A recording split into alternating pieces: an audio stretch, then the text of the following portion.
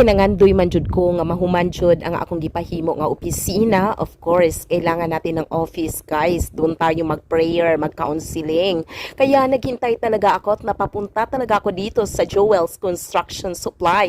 Kay perte manggod namo sa yuhang ani mata para lang maanhigid namo ninda pita, nakahiuna noon ko kaayo, guys. Pagbalik na ko magpangihi, diri na nako nakita nga bukas na pala sila at nandito na si Ate Mincy. Kaya sinimulan ko nang mag-order sa kanila ng mga materyales para sa opisina, guys. So pala si Sir Joel, napaka-approachable niya talaga, guys. Feeling at home, tutulungan ka niya at bibigyan ka ng mga idea kung ano nga ba ang dapat mong gawin kapag gumagawa ka ng bahay, opisina, or kahit ano pa, kasi isa din siyang kontraktor.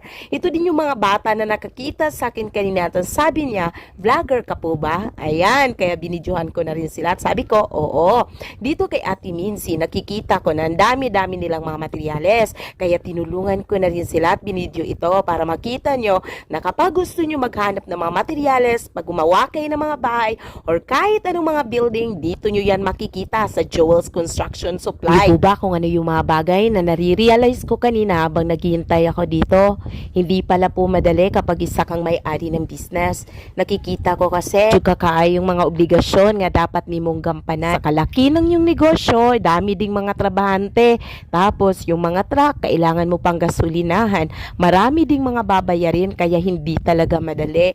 Kailangan porsigido, tatag ng loob kung magninegosyo ka at tapang na rin. Must have a wisdom from the Lord for you to handle business, yung hindi ka madaling mag-give up sa kahit anong negosyo na meron ka. Alam mo ba na kapag isa kang negosyante, wala kang ibang hinahangad nga mahalin jud or mabenta talaga ang mga materyales na kinukumpra mo. Kaya kailangan mabenta ang lahat ng ito. Pero kung hindi man yun mangyayari, sana may puso ka pa rin na paniniwala na kahit anong mangyari, mahalin ng unitanan. Diba yun naman yung pinaka-importante? Marahil ay nagtanong kayo, bakit ba nagtagalog at nagbisaya ako? Kasi iniisip ko rin na may mga Tagalog na nakikinig pero hindi nila maintindihan kapag nagbisaya lang talaga ako, or may mga Bisaya naman na nakikinig at hindi nila totally maintindihan kapag nagtagalog ako. Minsan nag-i-English ako because there are a lot of people out there listening to and they cannot understand my dialect. That's the very reason why I speak the three of them. For those people who didn't understand in any of my language, I hope po talaga na mag-iintindihan na lang tayo base sa mga bagay na nakikita nyo. Meron giandam na sa mga trabahante ni Kuya Joel, mga materialis nga akong ginapili para sa akong opisina.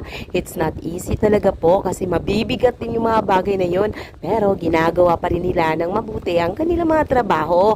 Nagpapasalamat pala ako sa Joel's Construction Supply kasi po napakabait po ng kanilang mga trabahante at napakabait din po ng may-ari. Maraming salamat sa inyo, Sir Joel. May the Lord God Almighty blesses you po, but now and forever. Malapit na pong maipalabas po ang mga materyales para uuwi na po ako sa amin. Sana po samahan nyo pa rin ako pagpunta sa aming bahay at nang makita nyo po kung saan ba ito banda. Hindi man po lahat makikita nyo, pero at least kasama kayo sa biyahe na meron ako. Sumakay na rin ako sa napakalaki nilang truck patungo na sa aming bahay para mag-guide ko naman sila. Ito pala ng aking kapatid na si Charika, nagmumotor lang po siya. Ayan po, pauwi na po tayo para may deliver na natin ang mga materyales at may gawa na natin ng opisina na gagawin namin. Salamat po na marami sa mga tao na tumutulong sa akin. Sa mga nag-sponsored na to, naghatagog aircon, mga kortina, o diba? Simpleng mga bagay po mga ginagawa nyo, mga upuan. Pero po, hindi ko po yun nakakalimutan. Maraming salamat po sa puso na meron kayo para makatulong sa kapwa-tao. Alam nyo po ba kung bakit ako magka-counseling gamit po ang kaalaman ng Diyos?